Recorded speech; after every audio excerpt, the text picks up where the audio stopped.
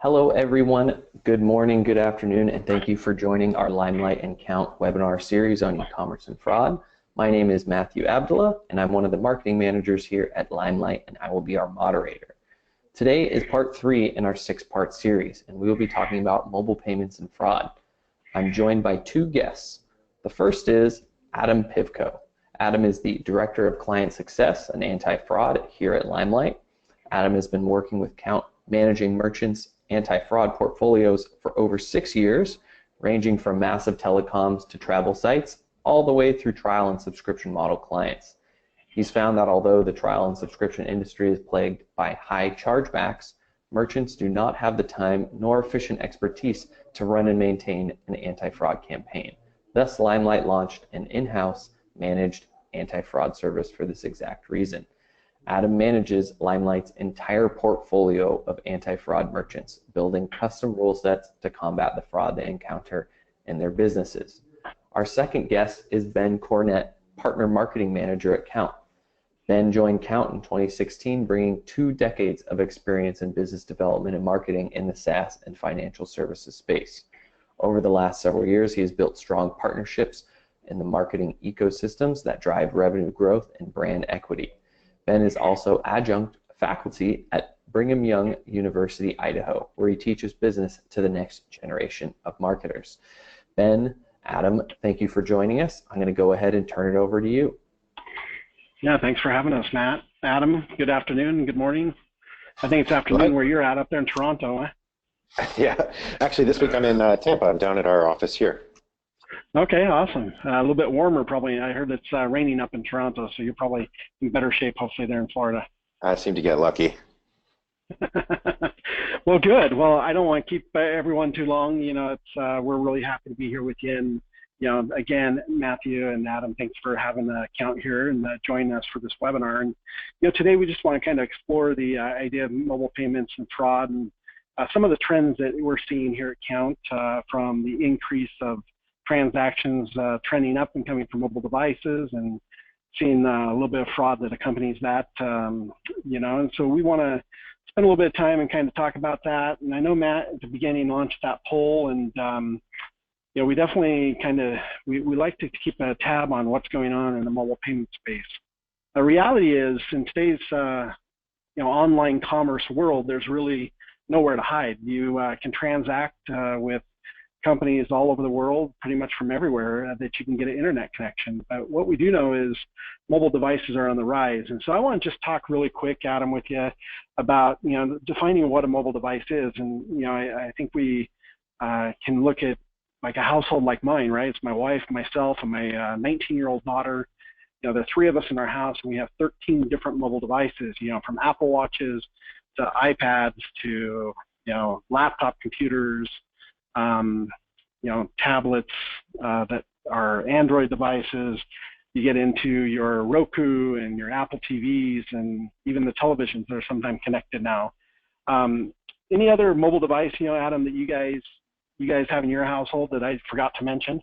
I think you covered the basics there, but it really brings to light the fact that there are so many different devices available in the market today that can make purchases online, and depending which advertising avenues you're choosing as a retailer in the online space, to be ever present and ever aware of all those different transaction sources, and ideally identify and, you know, make solid trends and connections so that you can improve your protection from each of those different mobile device presences.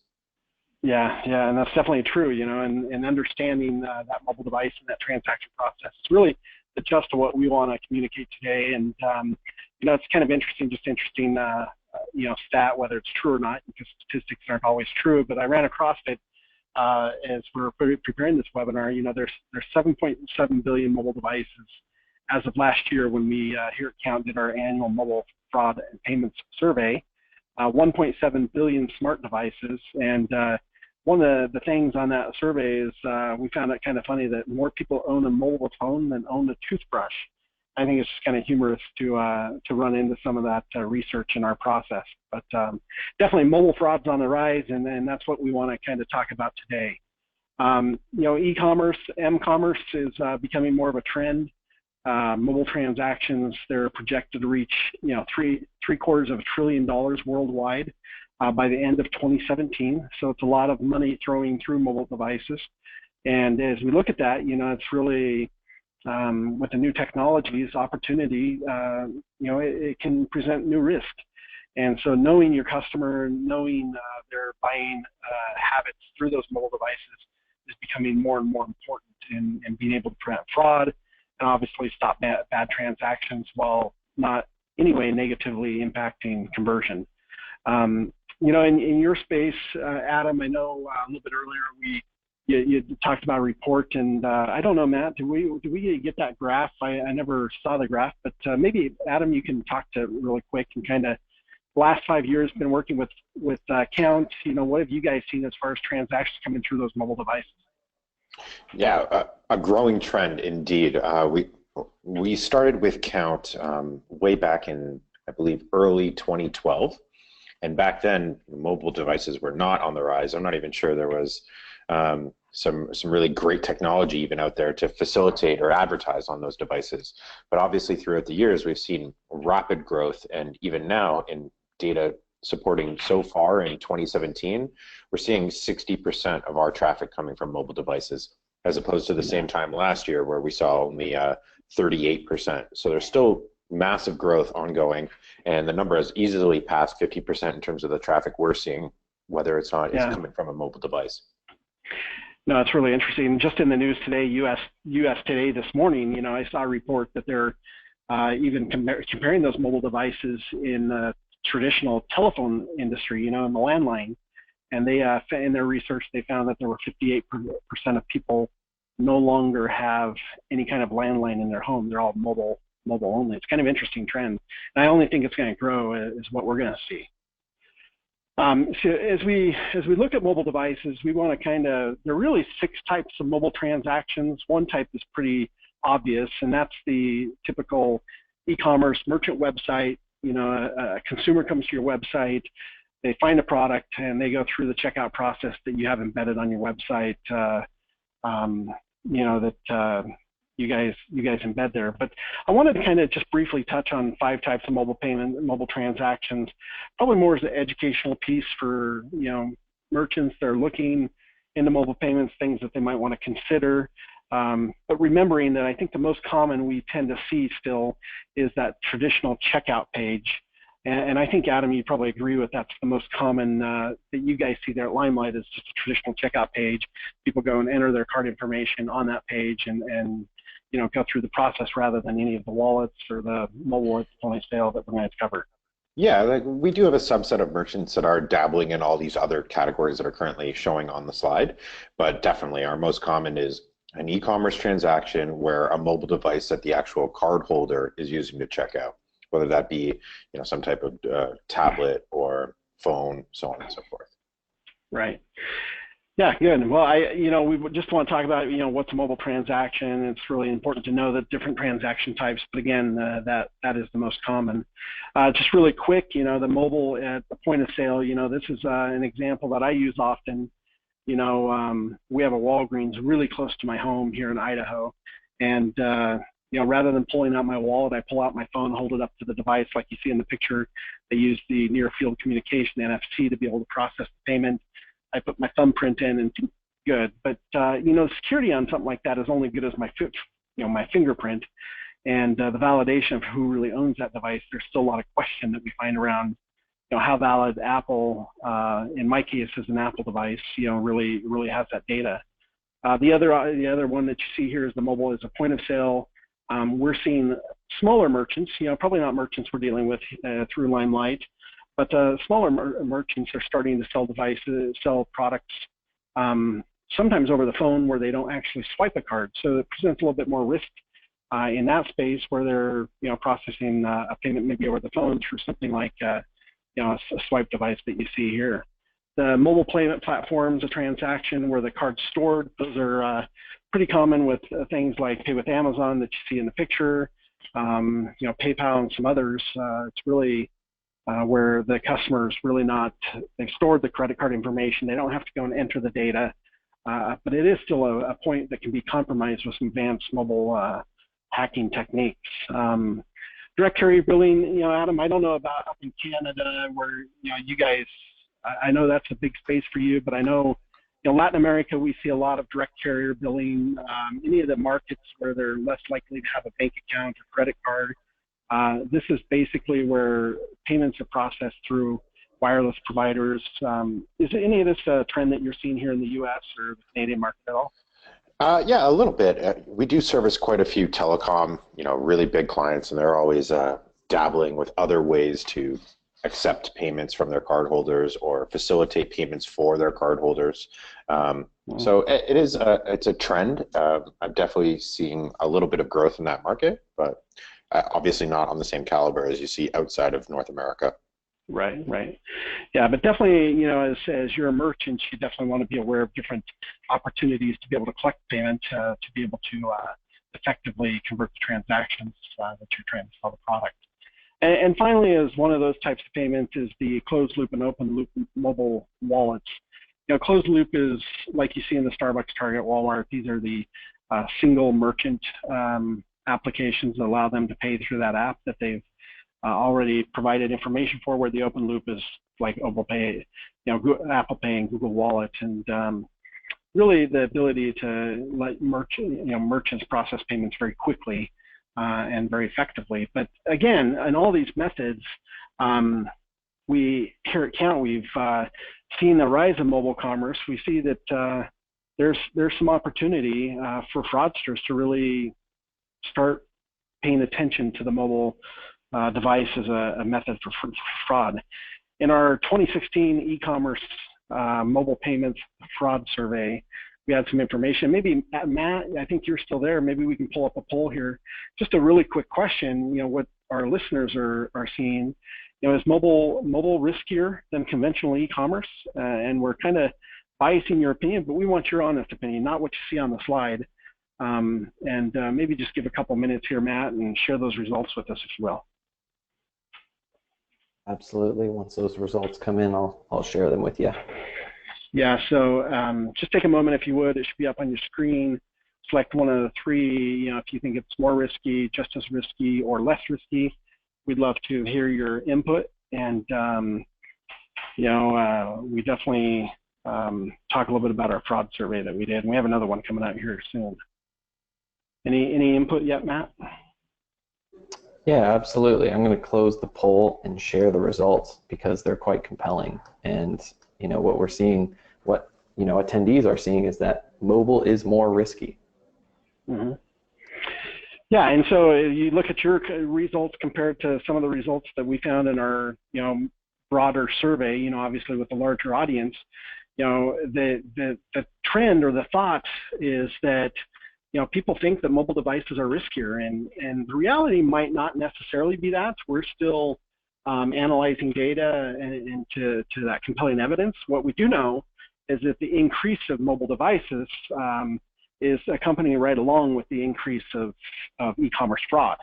And so, it's interesting to see the data showing that 7 out of 10 merchants believe that mobile transactions require special fraud prevention practices. And so there's some standalone technologies, and maybe we talk a little bit about that, Adam, like device ID and being able to put a device collector into your checkout process. Do you want to maybe quickly highlight what that might mean for a LimeLight merchant? Yeah, when it comes to device fingerprinting, it's really powerful technology that allows us to dive down into exactly the type of device, what type of functionality that device has, what language that device is in, what time zone is that device in, when we're assessing traffic and all those data points coming in above and beyond normal buying trends like the velocity and geolocation and so on and so forth. So when it comes to device fingerprinting, it allows us to make rules that say, if device is mobile, do this or assess by this.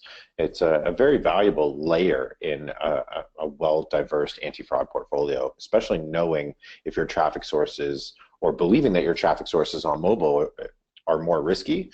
We're capable of assessing mobile traffic against a tighter rule set or a lower count score or whatever combination thereof. Right.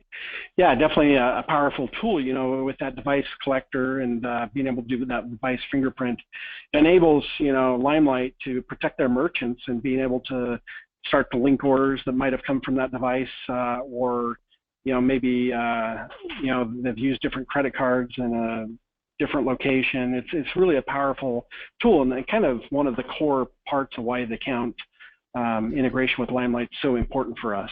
What really is important about, for e-commerce merchants, our survey that we did, is a lot of e-commerce merchants don't know where the transaction's coming from. It's alarming. It's kind of alarming and surprising to know that, 47, little less than 47% of merchants, they have no clue where the transaction's coming from. Why is knowing the transaction important, do you think, Adam, for merchants? Why knowing that device? There's so many different ways. For example, you could see, where your advertising efforts are being spent, how your customers are viewing your content. You could also go all the way through to see, if a mobile device is likely to buy more items or less items, or how much they're willing to spend on an average transaction. Above and beyond that, assessing it for risk. It's always important, whether or not it's true in your case, whether a transaction is more likely to become a chargeback if it's from a mobile device or not. It's assessing all of those variables and how they're impacting not only marketing, sales, but truly the bottom line of your organization. Yeah, clear across the board, and it's really, I'm really glad you brought up the idea of being able to understand where the advertising and marketing dollars are being spent, because at the end of the day, the transaction, the dollars that you spend, if you can't identify the device and optimize that process, you lose out on conversions. And that's really here at LimeLight and Kount what we're about, is helping merchants get more conversions, more sales, and obviously less risk and less fraud. And if we solve that problem at the end of the day, Adam, I think we win for the merchants, don't we? That's exactly the goal. Yeah. Well, so there's 10 key capabilities. I'm not going to go through all these. The slide will be up on LimeLight's website, but online merchants, you must be able to identify that device, as we'd already talked, being able to know what device you're transacting with. As we move with technology and the capabilities that we have at Kount into looking at some of the buying behaviors and looking at deeper analysis of that behavior, we begin to identify patterns that are healthy patterns and patterns that are not so healthy. Again, giving us the opportunity to be stronger in pinpointing the real transaction and versus the fraud transactions. Knowing a device is prepaid or might not, it might change how you rate the risk and your acceptance to that risk level. And the beauty is Adam there at LimeLight, he manages that for all the merchants. And so he's able to watch the trends and look at risk, and really, it's a huge benefit, I think, for merchants that are processing with LimeLight to be able to have someone like Adam on their team to really analyze those and capitalize on making sure these 10 key capabilities are spot on and fine-tuned. And so, Adam, I think that's a shout out to you and the LimeLight team to be able to offer that to your merchants. No, I appreciate the call out. I definitely think that there's value in all of the above. One of the services that I offer to all of my clients would be a customized report. So if there's ever an idea that you have about your business that you're looking to investigate that we can do within the LimeLight platform, or if we utilize Kount, we'd be happy to investigate those situations. And mobile is just one of them. Right. Yeah, and I certainly glad you can do that. I know you do some analysis for your clients as well, but I just want to really quick kind of, you guys, our audience has seen this slide before. I'm not going to spend a ton of time here, but again, the core of our best practice at Kount, working with LimeLight to be able to fight fraud, is really that wheel of real-time analytics, what we call it. It's our 28 patents that we have at Kount that are really going into the device, into the geolocation. We build a persona, which we talked about a couple of webinars ago that you can go and listen to if you haven't already heard it. And then we're able to link that persona across, millions of transactions and identify fraud in real time in 300 milliseconds or less. And so it's really, really powerful, but the important part of this whole, advanced AI machine learning, the orchestration hub and this real-time analytics is really having someone like Adam at the end, the experienced human intelligence with LimeLight. And I don't want to call you human intelligence because I know you're a great guy there, Adam. But really, it's having someone like Adam on the team, and then supporting Adam at a further level as needed. Obviously, here at Kount, we're here to make sure that, again, we're optimizing conversions and beating fraud. So, a really a better picture of me on this slide. Yeah, that's not a good one. We'll make sure that we make that a point, right? I definitely think the human element, and what I mean by that is it's a monitoring from a human approach. Do we really think that this transaction was declined is actually a fraudulent transaction? Should we call this client? What can we do to truly assess the value and what we're delivering with our decision-making rules and configuration with the Kount platform?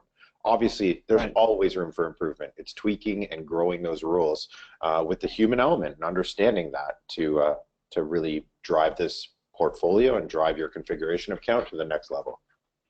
Perfect. I appreciate you sharing that. And, that's really important is, here at Kount, we don't really think that set it and forget it, using only machines to do to protect your transactions is really the best approach. And again, that's really our practice of four pillars of how we eliminate and fight fraud. And so, with that, I think maybe we take some time and open up for questions, Matt, and happy to answer any questions you guys might have, the best of my ability here. And I know Adam's the guru at LimeLight, so I don't know if we've had any questions come in, but again, appreciate the time and the opportunity to be with you guys. Absolutely. If anybody has any questions at all, you can type them into the questions panel in the GoToWebinar control panel, and we'll answer them for you right now. But we haven't had any come in yet so far. And also, we've mentioned before, if you have a question that's a little bit more personal or related to your business that you don't feel like sharing in this channel, feel free to reach out to myself, to Adam, to Ben at our email addresses. That's another great way to connect with us.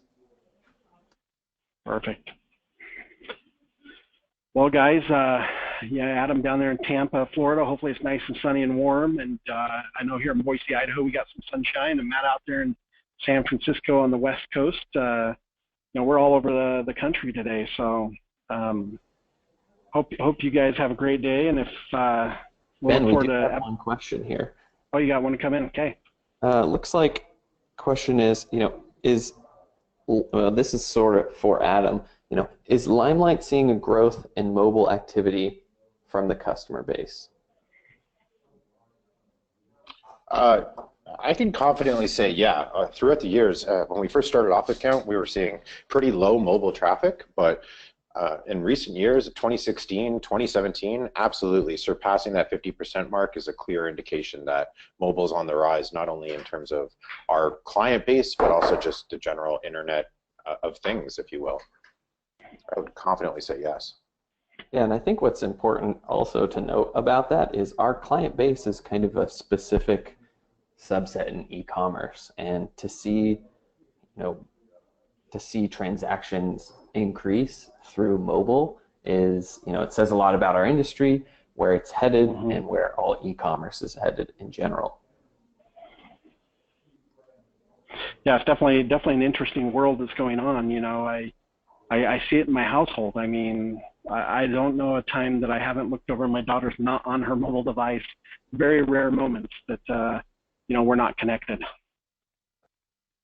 Adam, do you know if whether a transaction comes in through mobile or if it comes in online, does that affect the dollar amount of the transaction? So I actually had a client reach out to me along those lines and wanting to do some analysis around that, seeing if he could make larger, if identified as a mobile device, create more upsell products. And it was pretty clear that mobile device users are liking the ease and convenience. As long as you have a really solid checkout experience designed for mobile, optimized for mobile, you have some really easy ways to upsell to those clients and create a very easy buying experience, which ultimately increases the total amount that they're checking out with. So I would confidently say it would, instead of confidence, I would say it truly depends on whether or not you've optimized your checkout experience to a point that you're really delivering that ease of use for additional transactions to come out of one particular cardholder.